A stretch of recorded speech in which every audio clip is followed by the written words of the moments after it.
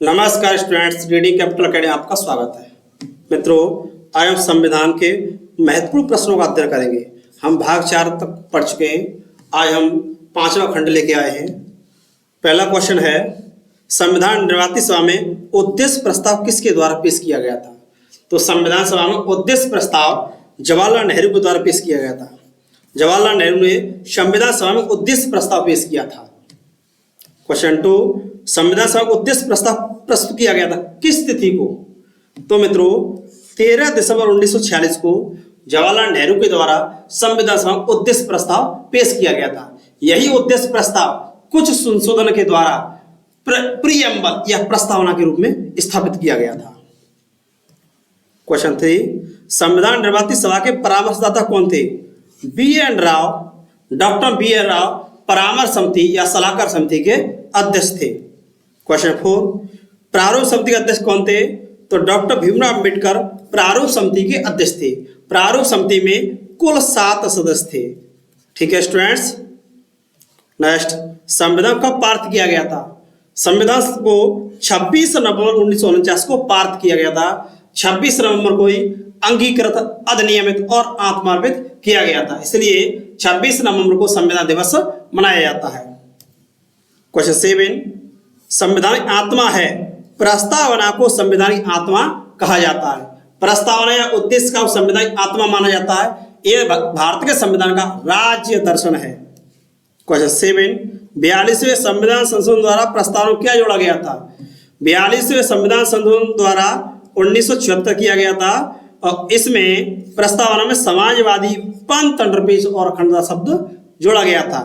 42वें संशोधन द्वारा समाजवादी, पंथ और अखंडता शब्द कब जोड़े गए थे? 1976 में। नेक्स्ट क्वेश्चन 8, धर्मनिरपेक्ष का मतलब क्या है? धर्मनिरपेक्ष का अर्थ है पंथ निरपेक्ष है या सेकुलर कहते हैं इसे। पंथ निरपेक्ष या सेकुलर है। क्वेश्चन 9, कौन सा संविधान संशोधन संपत्ति के अधिकार से संबंधित है? संपत्ति के अधिकार को मूल अधिकार की श्रेणी से हटा दिया गया था 44वें संशोधन द्वारा। 44 अमेंडमेंट द्वारा 1978 में संपत्ति के अधिकार को मूल अधिकार की श्रेणी से हटा दिया गया था और इसे कानूनी विधेयक अधिकार बना दिया गया था।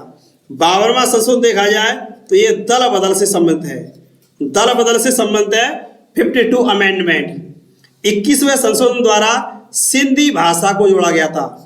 सिंधी भाषा को 21वें संविधान संशोधन द्वारा जोड़ा गया था। क्वेश्चन 10, दल बदल रोक लगाता है। कौन सा संविधान संशोधन दल बदल से संबंधित है जो एंटी डिफेक्शन लॉ का समर्थन करता है? 52 अमेंडमेंट। 52वां संविधान संशोधन 1950 में किया गया था। इसके द्वारा संविधान में एक अनुसूची जोड़ी गई थी 10 और ये दल बदल विरोध कानून से संबंधित है। अनुसूची 10 52वें संविधान संशोधन द्वारा 1985 में जोड़ी गई थी। यह एंटी डिफेक्शन लॉ से संबंधित है। क्वेश्चन 11, किस संविधान संशोधन द्वारा मूल कर्तव्य में जोड़ा गया था? मूल कर्तव्य जोड़ा गया था 42वें संविधान संशोधन द्वारा। 42वें संविधान संशोधन द्वारा 1976 में 10 मूल कर्तव्य जोड़े गए थे। इसके लिए संविधान में भाग 4 का जोड़ा गया और अनुच्छेद 51 का में 10 मूल कर्तव्य जोड़े गए थे। कितने मूल कर्तव्य थे? 10 थे मूल कर्तव्य, 10 थे। लेकिन प्रेजेंट टाइम देखा जाए तो एक और जोड़ दिया गया। इस तरह 11 मूल कर्तव्य हो गए। वर्तमान देखा जाए तो हमारे देश के संविधान में कुल 11 मूल कर्तव्य हैं। ठीक है स्टूडेंट्स। क्वेश्चन 12, संविधान के स्रोत नहीं है। संविधान सभा के बाद विवाद संविधान स्रोत का काम करते हैं। सर्वोच्च न्यायालय के निर्णय ये भी घोषित विधि का कार्य करते हैं। राष्ट्रपति व्याख्यान भी काम करते हैं। संविधान विशेषज्ञों विचार, संविधान विशेषज्ञों के विचार यह संविधान स्रोत का कार्य नहीं करते हैं। क्वेश्चन 30, भारत के संविधान पर सबसे अधिक प्रभाव किसका पड़ा है?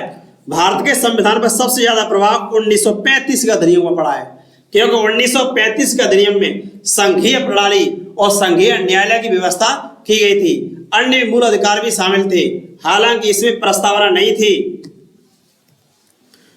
14, अमेरिकी संविधान की किस विशेषता पर हमारे संविधान प्रभाव नहीं पड़ता है?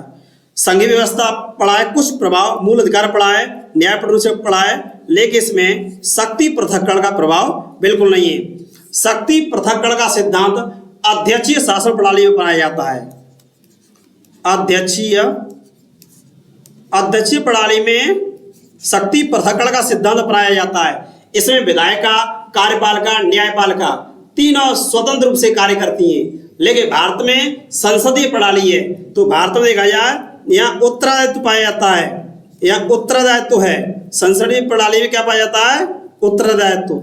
इसका अर्थ है कि यहाँ मंत्री परिषद होती है, मंत्री परिषद लोकसभा के प्रति उत्तरदायी होती है।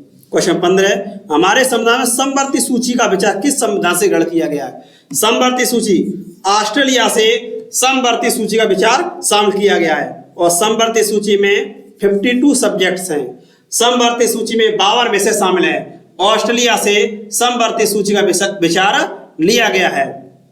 इस तरह से स्टूडेंट्स हमने संविधान के महत्वपूर्ण 15 क्वेश्चन को पढ़ा। स्टूडेंट्स इस चैनल को शेयर कीजिए, सब्सक्राइब कीजिए, लाइक कीजिए, कमेंट कीजिए। धन्यवाद स्टूडेंट्स।